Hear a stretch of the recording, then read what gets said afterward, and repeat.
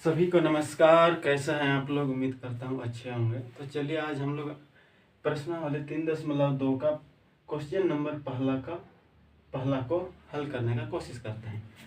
चलिए, इसमें कहता है कक्षा 10 है, उसमें 10 विद्यार्थियों ने गणित की पहेलियाँ प्रतियोगिता में भाग लिया। अब यहाँ पर कितना विद्यार्थी हैं? 10। अब लड़का और लड़की दोनों का संख्या मिला के 10 है। यहाँ पर एक कंडीशन है। दूसरा कंडीशन कहता है यदि लड़कियों की संख्या से 4 अधिक हो तो प्रतियोगिता में भाग लिए लड़कों और लड़कियों की संख्या ज्ञात कीजिए। हमें यहाँ पर लड़का की संख्या और लड़की की संख्या पता नहीं है, तो चलिए हम यहाँ पर हल करते हैं। जनरली हम लोग एक्स और वाई मानते हैं, उसी के अनुसार हम लोग मान कर हल करते हैं। चलिए हल। यहाँ पर हम माना कि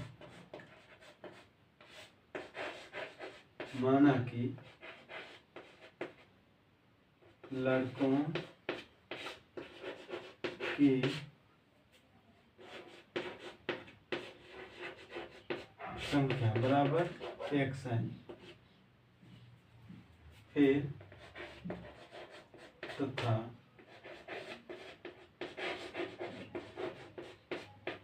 लड़कियों की संख्या बराबर y। अब यहाँ पर देखिए हम क्या बनेंगे। पहला शर्त तो यहाँ से यहाँ तक है और दूसरा शर्त यहाँ से यहाँ तक। तो पहला शर्त अनुसार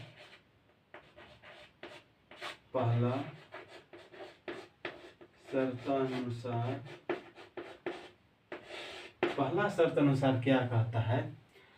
तो लड़का और लड़की दोनों का संख्या कितना है? टोटल 10 है। तो पहला x प्लस वाई बराबर 10, ये समीकरण पहला आ जाएगा। फिर दूसरा शर्त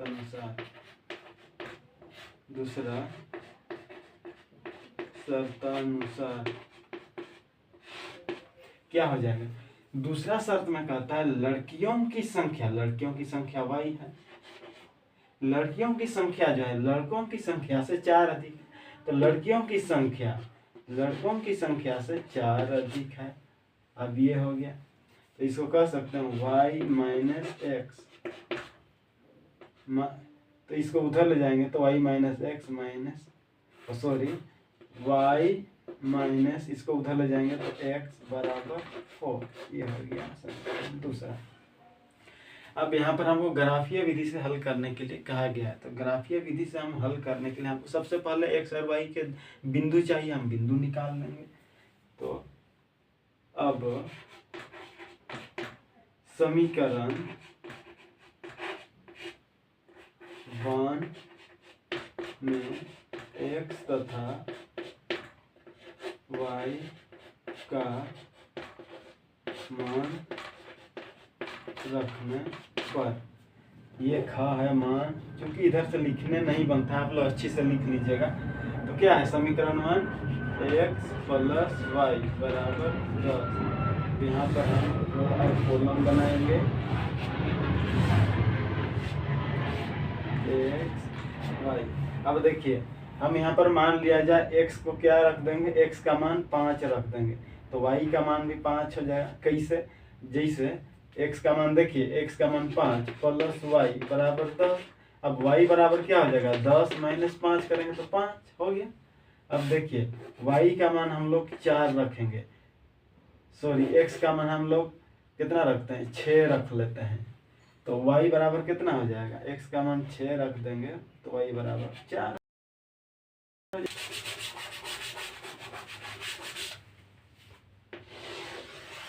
इसी प्रकार समीकरण 1 में x तथा y का मान रखने पर लिख दीजिएगा इधर। अब देखिए क्या है, एक y माइनस एक्स इक्वल्स 4। अब रो और कॉलम हम लिख देंगे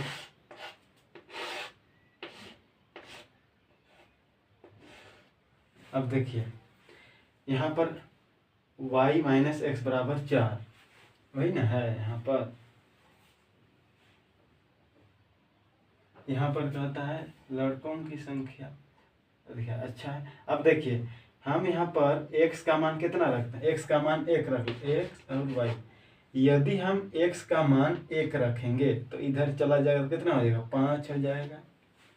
यदि हम x का मान 2 रखते हैं, सपोज x का मान 2 रखते हैं, तो इधर आके कितना हो जाएगा, x का मान 0 रख दीजिए एक बार, ये भी अच्छा। x का मान 0 रख देंगे, x का मान 0 तो y बराबर 4 हो जाएगा।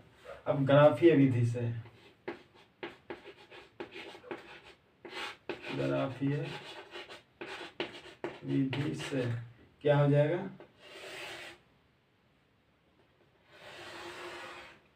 यहाँ पर 0 नेगेटिव में नहीं है इसलिए नेगेटिव में उतना नहीं बढ़ाएंगे तो भी कोई दिक्कत नहीं है। x dash x y dash y। अब देखिए x में अधिकतम 6 तक गया है, 1 2 3 4 5 6, 1 2 3 4 5। अब देखिए यहाँ पर इधर 1 इधर नेगेटिव में नहीं है इसलिए कोई दिक्कत नहीं है।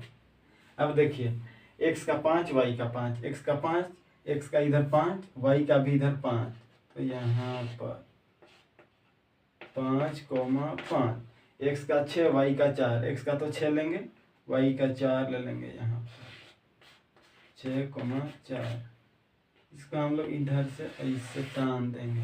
अब ये का समीकरण 1 का है, तो समीकरण 1 में क्या है, x, इसको ऐसे भी लिखेगा तो चलेगा, x प्लस वाई बराबर 10, इधर लिख लीजिए x प्लस वाई बराबर 10। फिर हम लोग समीकरण दूसरा से x का 1 y का 5, x का तो 1 ले लेंगे, y का 5 यहाँ पर, तो 1, 5, x का तो 0 इधर नहीं बढ़ना है, 0, y का 4, तो यहाँ 0, 4, तो ये आ जाएगा इधर से ऐसे। अब ये कटा यहाँ पर, तो ग्राफ में अगर टान रहे हैं तो वहाँ पर अच्छी तरह से पहचान में कहाँ कट रहे हैं।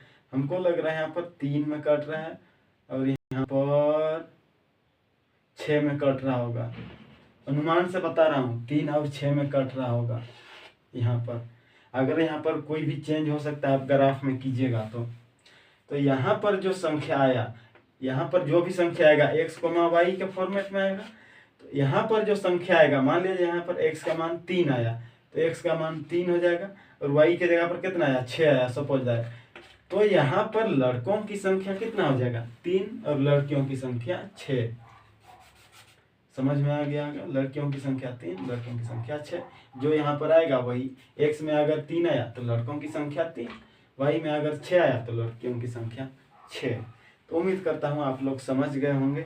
या अगर लिखना चाहेगा तो अतः ग्राफ प्रतिच्छेद करती है, इतना भी लिख सकते हैं, अतः ग्राफ प्रतिच्छेद